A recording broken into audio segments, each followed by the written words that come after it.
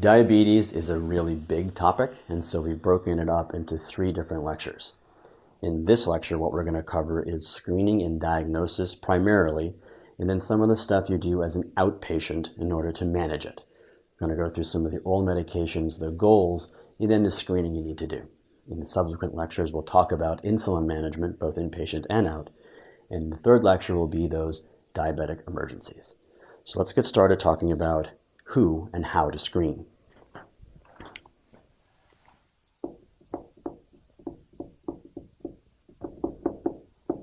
This is very important. We haven't talked about the physiology of diabetes yet, but there's 2 types, type 1 and type 2. I want you to think of type 1 not as juvenile and not as needs insulin, because there are type 2 who need insulin and there are adults who develop type 1. Type 1 is autoimmune destruction of the pancreas. You won't screen these people. They will present to you. When screening and diagnosis is said, we're talking about the type 2s, the people who are slowly developing into diabetes, those who have insulin resistance from their obesity. Those are the people we need to screen early, because the earlier we find them, the earlier we treat them, the less micro and macrovascular complications you'll have from diabetes. So who do you screen? You screen those people who are at risk for getting diabetes. It's basically those with cardiovascular risk factors. Those who are 45 years old or older, people with a BMI greater than 25, and those with hypertension. So old people, fat people, those with hypertension, basically everybody. The problem is it changes depending on who you ask. And since screening for diabetes is really easy, unless you're super healthy, you should be screened for diabetes. That's basically what it comes down to. And there are many screening modalities, and you have to know how to interpret each one. One is definitely better than the rest, but each of them have their own utility and their own limitations. And you, preparing for the test, will have to interpret one of them. And so you have to know them all. All right, how do you screen? The first way is to get a random blood glucose. And what you want to learn is 200. If it's greater than or equal to 200, you've been diagnosed with diabetes. If it's less than 200, you have no idea. And you need one random blood glucose greater than 200 with symptoms of diabetes to make the diagnosis. This is how you screen people with type 1. They come in with polyuria and polydipsia, you check a blood sugar and it's really high, okay, you've got diabetes. The better way to do this is to get a fasting. And a fasting blood sugar needs to be obtained twice for confirmation. The numbers you want to learn for fasting are 100 and 125. Greater than or equal to 125 is diabetes. Less than 100 is normal. No diabetes. But between 100 and 125 is insulin insensitivity, now called prediabetes. And if you have prediabetes, you're not sure this person's a diabetic, then you can reflex to the next test, which is the 2-hour oral glucose tolerance test. You only have to do this once. This is simulating a postprandial glucose. You are simulating what actually happens to a diabetic. They eat something, their insulin should go up as their sugar goes up, and the glucose should be kept normal. But if someone is diabetic, when you give them that glucose load, they won't be able to control the sugar. What you're looking for here, the numbers you want to remember, are 140 and 200. Greater than or equal to 200 is diabetes. Less than 140 is normal. And in between 140 to 200, insulin insensitivity or prediabetes. Let's talk about these. So the 2-hour glucose tolerance test is good in the way that it is confirmatory, right? You get both the fasting You check their sugar before you give them the glucose load, then you give them a 75-gram glucose load, and you check their sugar 2 hours later. You'll have both a fasting and a postprandial. You're mimicking what actually happens in real life. You'll catch people with diabetes. But it takes 2 hours to do, and so it's time intensive. The fasting blood glucose is good, but you need a confirmatory test, and the patient has to be fasting. That's not such a big deal, but it's something to consider. And then the random blood glucose is probably the worst. It's good when you have symptoms, but you can't know what's going on in the patient's life when they check that sugar. And the random and fasting and even the 2-hour glucose tolerance test are all impacted by things other than diabetes. If they're infected or on steroids or whatever, if there's something that disrupts the glucose, you're not going to catch that, right? You're just going to see what's happening to them right now, which is why for most patients, the preferred method is the hemoglobin A1C. Considered the best test. The numbers you want to have memorized are 6.5 and 5.7. Less than 5.7 is normal. Greater than or equal to 6.5 is diabetes. And in between, pre-diabetes. So why is this the best test? Well, the A1C, what it does is it measures the average blood sugar over the past 3 months. It measures glycosylation end products. It's based on how much red blood cells are around and how much sugar is floating around that gets stuck to the red blood cells. And since you can measure 90 days back as an average, you capture what's actually happening all the time, preprandial, postprandially, if they were on steroids and they came off. If their A1C is elevated, you can be reasonably assured that they are indeed diabetic. Now, there's some limitations to the A1C because it's a hemoglobin A1C. Hemoglobinopathies may impact the level, and it does not detect early glucose changes. That is, if someone is worsening right now, on their way to diabetes, the A1C will miss it. Especially true in the setting of gestational diabetes, where it takes 3 months to get the A1C to rise, but all the while, baby is seeing that increased glucose. So the A1C is useful for the fat old hypertensive that you're screening, but not for necessarily for everybody. But you should be using the A1C to screen people for diabetes. Greater than 6.5 is diabetes, less than 5.7 is normal, in between, pre-diabetes. There's also a consideration you need to have for type 1s. The patient is going to present to you with polydipsia and polyuria, and their blood sugar is going to be very high. Right? You're not going to miss this. Remember, type 1, no longer juvenile, no longer insulin dependent. Type 1 means autoimmune destruction. So if you see a kid with polydipsia, polyuria, weight loss, and a very high blood sugar, they've got diabetes. If you see the 65-year-old who had no diabetes, whose blood work was normal last year, who has polyuria, polydipsia, and a very high blood glucose, that's the same thing. That's the same autoimmune destruction of the pancreas. So it is appropriate when you see that rapidly progressive diabetes to get antibodies. If you see GAD or IA2, either one is correct. GAD is the better one. You do want to get the antibodies because if they're antibody positive, they have autoimmune destruction of the pancreas and oral medications won't work. Doesn't matter how old they are. You're going to need to treat them with insulin. All right. Now, if they're not type 1, right, they're antibody negative, and you don't test for the antibodies unless it's rapidly progressive and they have the obvious presentation of polydipsia polyuria. If you've diagnosed someone as pre-diabetes, the answer is lifestyle and metformin.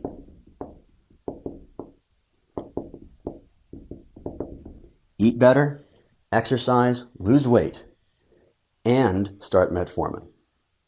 Medication is indicated at the onset of prediabetes. Both of these things have been shown to prevent progression of diabetes. You reverse the A1C, you get it back down below 5.7. So even if they're in the pre-diabetic range, you're going to treat with lifestyle and the medication. If they're not pre-diabetic and they're not type 1, they're just diabetes, how do you treat them?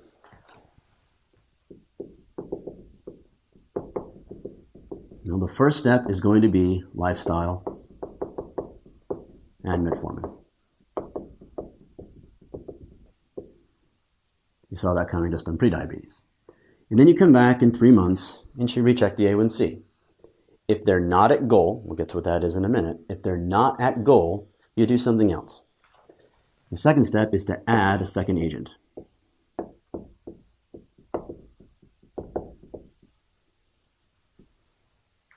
Have them come back in 3 months, reassess the A1C. If they're not at goal, add insulin. And this is important to recognize. Metformin is always first, unless you can't use it. Metformin is contraindicated in CKD, CHF, and liver disease. The reason being, it can induce a lactic acidosis. If you can use metformin, use it. The second agent is anything. It used to be very clear what we would use next, but now the ADA basically says, pick whatever you want based on patient preference and comorbidities. It's really tough then as a student to learn, well, what the hell do I use? And why would I use one over the other? There's no good evidence saying one is better than another, so we're going to have to talk about all the different classes so at least you recognize what they are and their side effect profile. And also notice that after 2 oral agents, failure to control the glucose means insulin. 3, 4, and 5 orals don't work. In fact, the hemoglobin A1C with oral medications will fall by about a maximum of 3%. And the hemoglobin A1C with insulins will fall about 7%. Now you can get a major change on the A1C, but you're going to have to do more than just insulin if you're going to get their A1C down to goal. If they need to move more than 7 points, they're also going to need to do something else like major diet and exercise, lifestyle changes. Which means that if your A1C is greater than 9%, you're going to start at insulin. Okay, let's just summarize that. Everybody comes in who has diabetes, lifestyle metformin, unless you can't. Then you add on another agent. That doesn't work, add insulin. We'll talk about insulin in the next lecture. The wild card is if their A1C in presentation is greater than 9, jump right to insulin because oral agents aren't going to get them to goal. Okay. Add a second agent. What are the agents? What are the classes? And how do you pick? All right. So we've got biguanides. That's metformin. Its side effect is diarrhea. And generally, if you can get through the diarrhea, it goes away, right? So you start them off at 500 milligrams twice a day.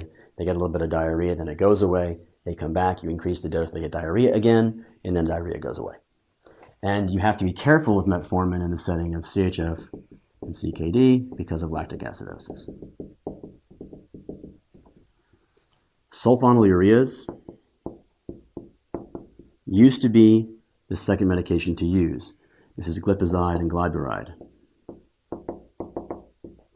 For you, not studying for the test but for practicing medicine, should stick with metformin and sulfonylureas. They've been around a long time, we know their side effect profile, and they're very cheap. Keeps the cost of healthcare down. But the ADA says that none is better than the other, so you can use any of these. Sulfonylureas are going to actually increase the expression of insulin. It's like giving insulin. We're going to talk about this in the hypoglycemia talk in the 3rd diabetes lecture. If you're on a sulfonylurea, you can cause hypoglycemia. So use caution in CKD patients because insulin is cleared by the kidneys. Still safe to use, just recognize that hypoglycemia may happen. The TZDs, and I call them TCDs because their real name is too long and no one can pronounce it, are the glitazones. They increase insulin sensitivity, but they can or maybe cause CHF. Essentially, you're never going to use these because they also cause weight gain. And there was a 1-800-BAD-DRUG, which basically took one of these off the market, and so now people are scared to use them. They're still safe to use, just recognize they cause weight gain, and there's that risk of CHF. The DDP4s inhibitors, the gliptins, they're useful because they are weight neutral. Whereas the GLP-1s, the utides, cause weight loss. And there's some others that you probably aren't going to use, like the alpha glucosidase inhibitors.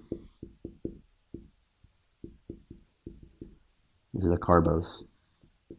It blocks intestinal absorption of the sugar, and if you do that, you're going to get terrible diarrhea and foul-smelling flatulence. So most people aren't going to want to use those. And then the SGLT2 inhibitors, the gliflozins, these cause euglycemic DKA.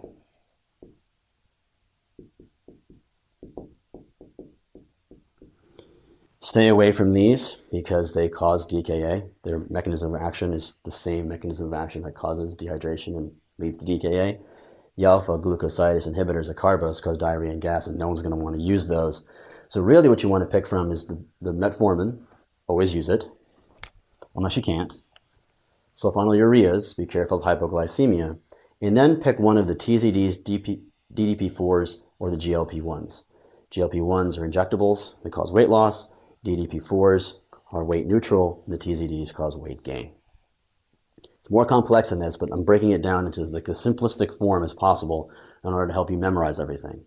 And this is really important. Memorizing all this stuff is going to take a lot of effort. And in your notes are the list of medication names, more classes and mechanism of actions, and it may just not be worth the squeeze. In the way that you could study a lot and a long time on just that chart, and you may not even get asked a question on it. So if you have the bandwidth to memorize it, go for it. But otherwise, skip it, and if you have to take a hit on the test, do so, because there's a lot about diabetes you have to learn, and this is just one section. Right. I'm going to finish off with what you do in the clinic, seeing patients who have diabetes. They kept saying, are you at goal, are you at goal, are you at goal? Well, one thing you want to do is an A1C every 3 months. And the goal is less than 7%. And that's not totally true. Older patients who are going to die soon anyway may not need that tight control. People who are doing really well without hypoglycemia could go even better control. But what I want you to learn is the goal is 7%. Basically, all comers can be satisfied by that. You'll be thinking, hang on. Normal is less than 5.7. Why is the goal 7? Well, we did that trial. We tried to get people down to normal ranges, and what happened was they had hypoglycemic events. Yes, hyperglycemia takes your kidneys, takes your eyes, takes your limbs, but hypoglycemia kills you. It is better to have slightly elevated blood sugar for long periods of time than it is to have acutely low blood sugar, which leads to people's death. So, to get the benefits of glucose control, that is reduced micro and macrovascular complications, get the A1C less than 7. But to avoid death from hypoglycemia, allow it to be in the 6s. And then, of course, there's going to be something that you need to watch out for, right? So the things that diabetes goes after, and this is just have to know it, is going to be the eyes, the kidneys, and the feet. And that is retinopathy, nephropathy, and neuropathy. Diabetes causes microvascular complications everywhere. These patients are at risk for coronary artery disease, they're at risk for peripheral vascular disease, but most importantly, they're going to be at risk for retinopathy, nephropathy, and neuropathy, and they need an annual screen for each of these. For the annual screen for retinopathy, they need a retinal exam. And if they developed diabetic retinopathy, then you need to use laser ablation to cure it. Nephropathy, they need a urinalysis, specifically a microalbumin to creatinine ratio. If they end up having proteinuria, they need an ACE inhibitor. In the neuropathy, they need a monofilament screen. And if they have positive neuropathy, they can be treated with medications like gabapentin, which make their neuropathy feel better. But they also need then to be very cautious. If you have neuropathy, you can't feel that your shoes are too tight, and you might develop an ulcer. You don't realize you stepped on a tack, and then you get a wound. So patients need to look at their feet constantly. And once the damage is done, it's pretty much done. What you want to do is try to prevent progression of the disease by controlling the A1C and continuing to screen them. Okay, this first diabetes lecture I know has a lot. We focused primarily on the diagnosis, memorize the cutoffs for each of the tests, recognizing that type 1 diabetes has a little something extra, which is you should test for antibodies, remembering now that type 1 is autoimmune destruction, not insulin dependent, not juvenile. Treat prediabetes with lifestyle and metformin. The outpatient management of diabetes is lifestyle and metformin unless they can't use metformin. Add a second agent if their A1C is not at goal after 3 months. Add insulin if their A1C is not at goal after 3 months of the second agent. If their A1C is greater than 9 at diagnosis, start at insulins. Here are the medication classes. Scary. And then don't forget about every 3 months A1C, every year, retinal exam, urinalysis, monofilament examination. That is outpatient diabetes.